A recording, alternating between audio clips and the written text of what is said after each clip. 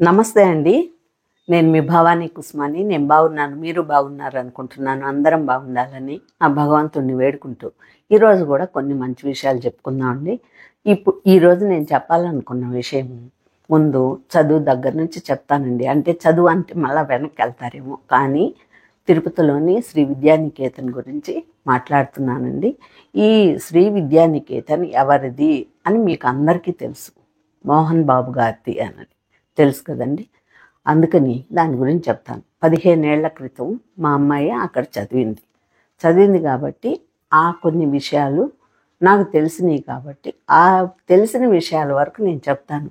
వాళ్ళ సొంత విషయాలు, ఆ తర్వాత వాళ్ళ ఆస్తులు కానీ అలాంటి విషయాలు ఏం చెప్పనండి. నేను ఈరోజు వాళ్ళ ఆస్తులతో ఈ మధ్య గొడవలు అయ్యాయి కదా, వాటిలన్నిటి గురించి నాకు అసలు ఒక్కటి కూడా తెలియదండి. ఎందుకంటే మనం యూట్యూబ్లో చూసేవన్నీ నిజాలు ఉండవు. ఎవరికి వాళ్ళు అన్ని అపోహలు, కల్పితాలు అన్నీ కల్పించి రాస్తున్నారు కాబట్టి ఏది నిజం ఉండదు. వాళ్ళకే వాళ్ళు బయటపడి నోరుప్పి ప్రెస్ మీట్లో చెప్పినవి మాత్రమే నిజమవుతాయి. మనకి అవునో కాదో అది వాళ్ళ అంతరాత్మకు మాత్రమే తెలుస్తుంది.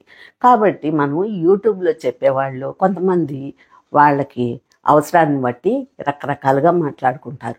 ఇక నాకైతే కొంతమంది విషయాలలో ఒక్కొక్కరు ప్రతి ఒక్కరికి నచ్చాలని లేదు కదండి. ఒకరు నచ్చుతారు, ఒకరు నచ్చుతారు. ఇట్లాగా ఇండస్ట్రీలో మనం ప్రతి ఒక్కరిని నచ్చి మనం సినిమాలు చూస్తున్నామంటే వాళ్ళల్లో ఏదో ఒక టాలెంట్ ఉంది, ఏదో ఒక మంచితనం ఉంది, ఏదో ఒక గొప్పతనం ఉంది అంటేనే మనం వాళ్ళని గౌరవిస్తాము.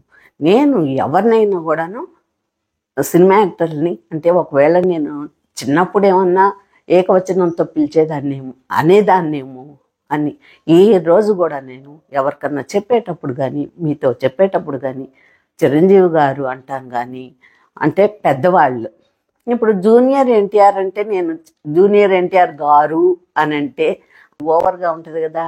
అట్లా పిల్లల గురించి అయితే మామూలుగా మా బిడ్డల్ని అన్నట్టే నేను అంటాను. మా జూనియర్ ఎన్టీఆర్ అంటాను, రామ్ చరణ్ అంటాను. అట్లాగా ఇప్పుడు చిరంజీవి గారు, మోహన్ బాబు గారు ఇలా అన్ని పేర్లు ఎందుకు అంటానంటే నాకన్నా కొంచెం పెద్దోళ్ళు అయితేనే వాళ్ళని అలా అంటాను కాబట్టి.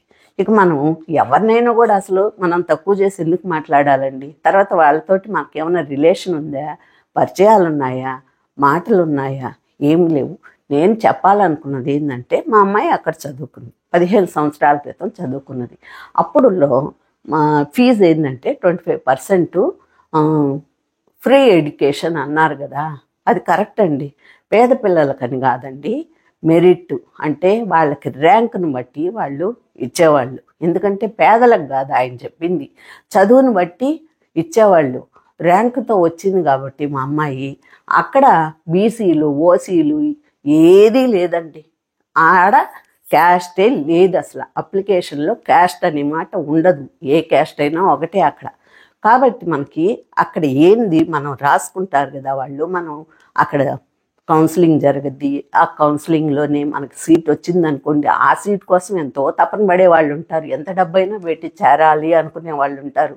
ఎందుకంటే అప్పట్లో ఫేమస్ అది. ఇప్పటికి కూడాను విద్యానికేతన్కి బ్యాడ్ నేమ్ అయితే ఇప్పటిదాకా నేను వినలేదండి.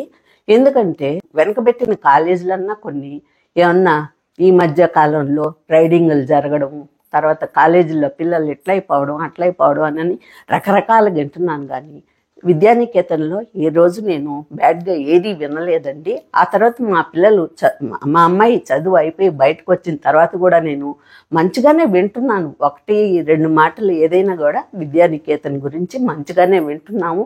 ఆ తర్వాత వాళ్ళు ఇంకా ఏమేమి పెట్టారు, ఏమేమి చేశారు అవైతే నాకు తెలియదండి. కాకపోతే అక్కడ మటుకు ఫెసిలిటీస్కి అయితే లోపమే లేదండి.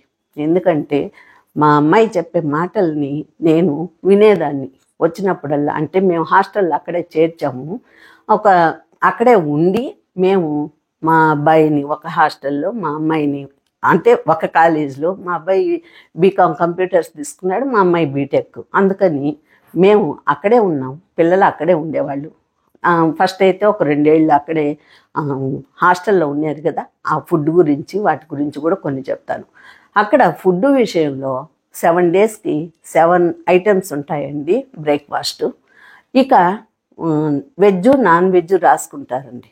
ఆ వెజ్ నాన్ వెజ్లో వెజ్ అంటే మా అమ్మాయి నాన్ వెజ్ చికెన్ అవి తిందండి.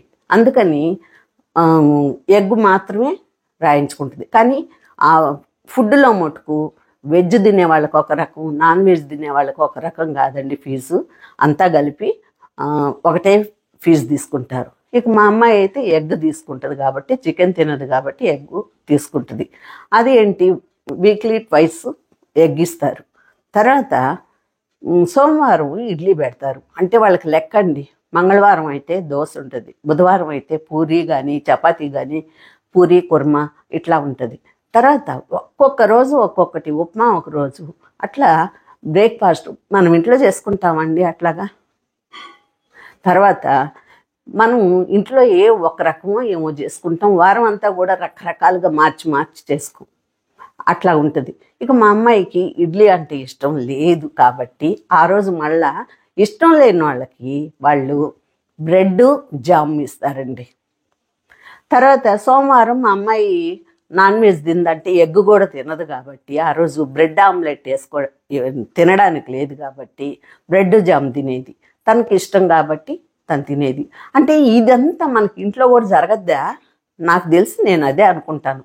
తర్వాత వాళ్ళు లోపల పండించుకుంటారండి. అది చాలా ఎకరాలు కదా ఆ స్థలము.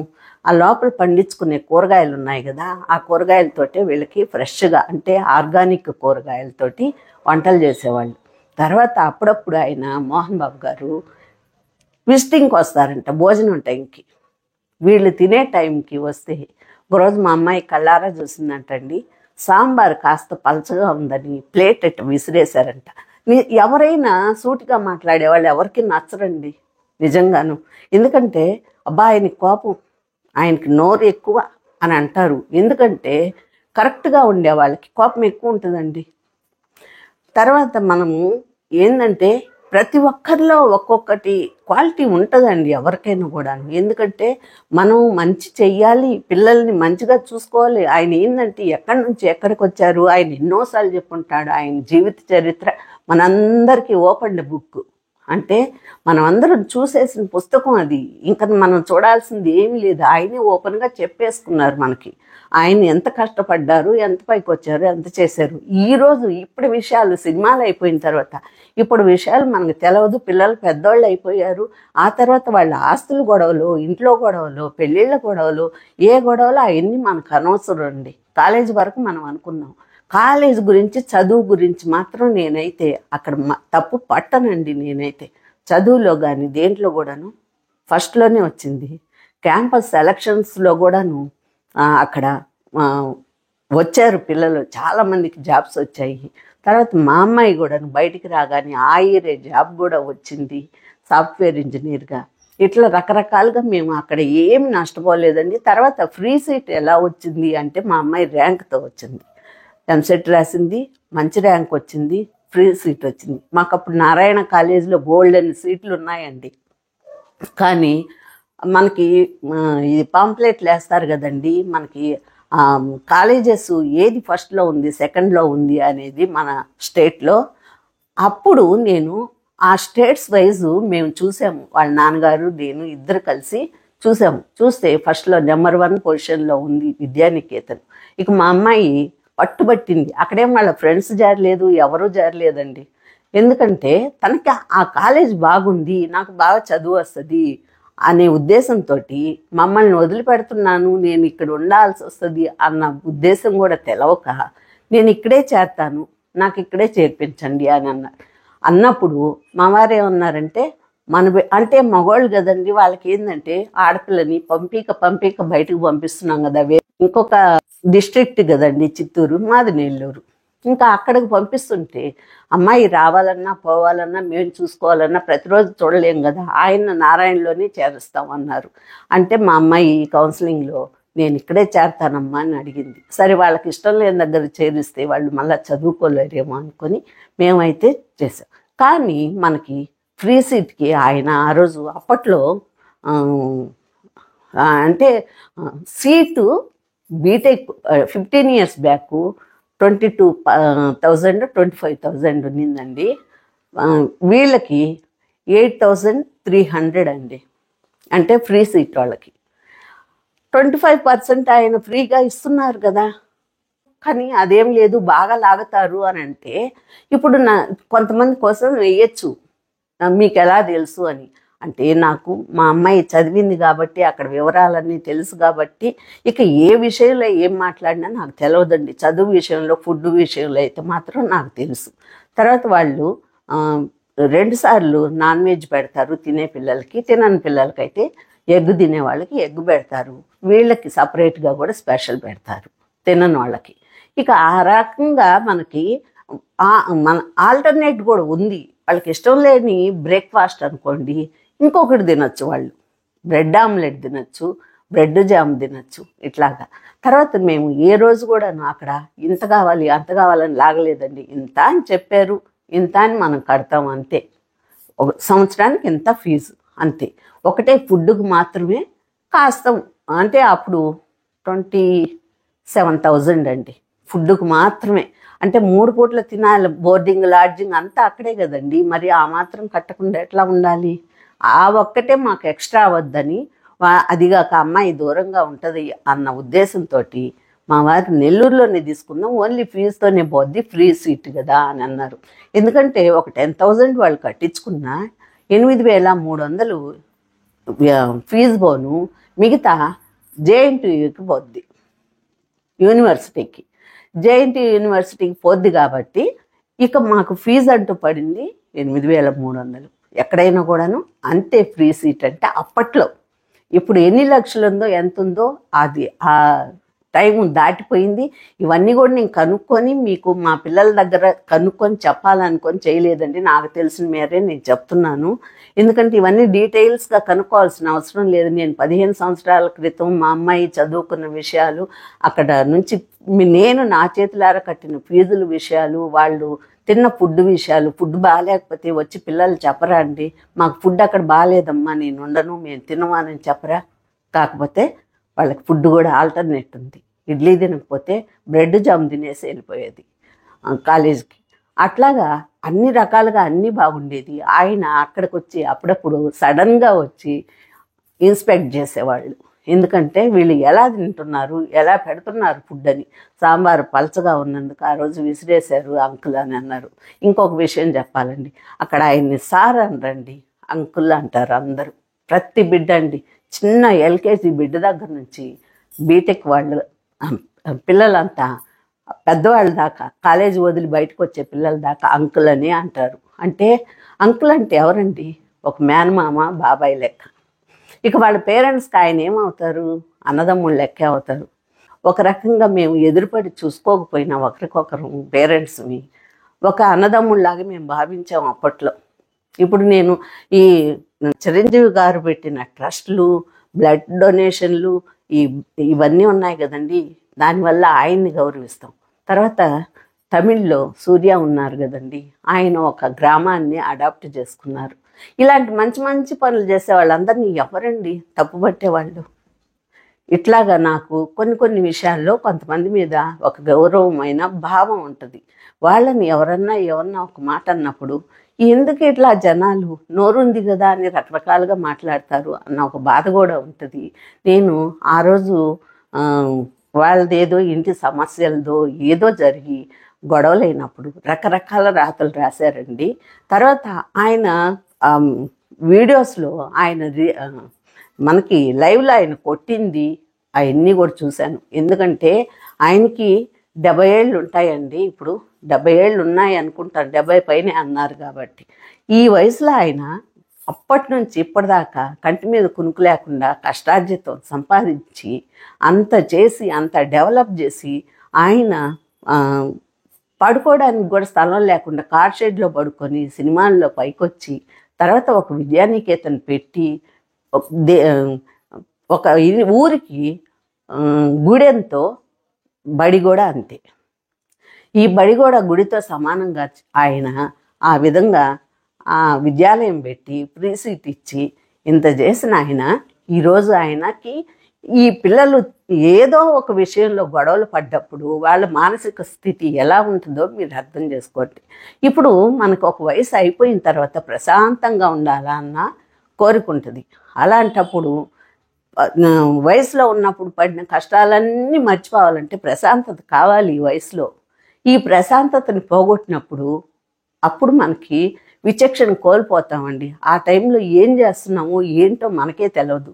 తర్వాత జర్నలిస్టులది కూడాను, పోలీసులు కానీ జర్నలిస్టులు కానీ మైక్నెత్తి ఆయన నోట్లో పెడితే ఆయన ఇంట్లో నుంచి లోపల నుంచి బయటకు వచ్చేదాకా నమస్కారం పెడతా ఇలానే వచ్చారు. ఇలానే వచ్చినప్పుడు వీళ్ళు దూరంగానే ఉండి అడగాలి కదండి క్వశ్చన్స్. మీరొక్కసారి మీ ఆత్మసాక్షితో పరీక్షించుకోండి. అది మనం ఏదైనా కూడాను ఒక లిమిట్ ఉండాలి. దూరంగా ఉండి ఎవరినైనా అడగాలి. అట్లా పైకి పోయి నాదే ఫస్ట్ ఉండాలి, నా న్యూసే ఫస్ట్ ఉండాలి, నా విషయమే ఫస్ట్ ఉండాలి అన్నట్టు లోపలికి వెళ్ళిపోయి వాళ్ళ ఇంటి గొడవల్లోకి వీళ్ళు ఎందుకు పోవాలండి? ఈయన బయటికి గేటు దాటి బయటికి పోతే అప్పుడు అడిగితే బాగుంటుంది. కానీ వాళ్ళ ఇంట్లోకే వచ్చి వాళ్ళ మీదకి పోయినప్పుడు ఆయనకి వీళ్ళ పిల్లల మీద కోపంతో ఆ మైండ్ సెట్ ఆ టైంలో ఎలా ఉంటుందో మీరే ఆలోచించుకోండి. ఆయన కొట్టింది వాస్తవమే, తప్పే. తర్వాత మళ్ళీ ఆయన సారీ కూడా చెప్పారు. ఇవన్నీ కూడా జరిగాయండి. తర్వాత రకరకాల రాతలు రాసినందుకే నేను ఇప్పుడు ఈ వీడియో చేస్తున్నాను. ఇవన్నీ చూసి నా మనసుకు చాలా కష్టమైందండి. ఎందుకంటే ఆ కాలేజ్ గురించి బ్యాడ్గా అస్సలు రాయొద్దు ఎవరు కూడాను. ఎందుకంటే ఫీజులు ఇంత తీసుకుంటారు, అంత తీసుకుంటారు, ఇంత లాగతారు, పిల్లల్ని తల్లిదండ్రుల్ని పీల్చి పిప్పు చేస్తారు. అంటే ఇన్నేళ్లుగా జరుగుతుంటే ఇంకా కూడా పిల్లలు ఎందుకున్నారండి? ఇట్లాగా ఈ ఆరోపణలన్నీ చేసే బదులు మీ పిల్లల్ని చేర్చకండి అక్కడ, అంతే. మనకి ఇష్టం లేదు కదండి, ఆ కాలేజ్ అంటే ఇష్టం లేదు, వాళ్ళకి అంత ఫీజు కట్టేది ఇష్టం లేదు. అలాంటప్పుడు మనం మానేసుకోవచ్చు. ఆ కాలేజీలో చేరమని ఆయన అయితే మన ఇంటికి వచ్చి పిలవట్లేదు కదా మనల్ని. మనకై మనమే ఇష్టపడి పోతున్నాము, అక్కడ చేరుతున్నాము, చేర్పిస్తున్నాము, మన బిడ్డల్ని చదివించుకుంటున్నాం. కాబట్టి విద్యానికేతన్ని మాత్రం ఎవ్వరు కూడాను ఒక్క మాట కూడా అంటే తప్పండి. ఎప్పుడు ఏ ఫ్రాడ్ జరగలేదు. ఫుడ్ విషయంలో కానీ దేంట్లో కూడా బిడ్డల నోరుకు కొట్టలేదు వాళ్ళు ఎప్పుడు కూడాను. మీకు డబ్బులు ఎక్కువ అయిపోతే అక్కడ డబ్బులు ఇచ్చి చదివించుకోండి, వద్దనుకుంటే వేరే కాలేజీలో చేరండి. అంతేగాని అది మటుకు తప్పు పట్టొద్దని నేను ఈరోజు ఈ వీడియో చేస్తున్నాను. అందుకనే ఆయన్ని ఈయన మనిషేనా అని టైటిల్ పెట్టాను. కాదండి, దేవుడు అని నేను అంటున్నాను. ఎందుకంటే ఆ టైటిల్లో ఈయన మనిషేనా అంటే ఇట్లా అంటేనే కానీ మీరు ఈ వీడియో చూడరు కదా. అందుకని నేను దేవుడు నా లెక్కలో అయితే అంటే విద్యాదానం చేసిన దేవుడు అనని దేవుడనే అంటాను నేను. ఇక ఈ రోజుకైతే నా వీడియో ఇంతేనండి. మీకు చాలామందికి చాలా కోపాలు వచ్చి ఉంటాయి. ఎందుకంటే ఈ మధ్యకు చూసిన ఈ న్యూస్ అంతా చూసి ఆయన మీద ఒక నెగిటివ్ ఫీలింగ్ వచ్చి ఉంటుంది కాబట్టి అందరికీ కోపం వచ్చి ఉంటుంది. వచ్చినా కూడా పర్వాలేదండి. నేను చెప్పాలా అనుకున్నది, నా మనసులో మాట నేను చెప్పాలనుకున్నది ఆయనలాగే నేను నిర్మోహమాటంగా చెప్పేశాను ఈరోజు. కాబట్టి ఈరోజుకు నా వీడియో ఇంతే. మళ్ళీ ఒకరోజు ఇంకొక వీడియోతో మీ ముందుకు వస్తానండి.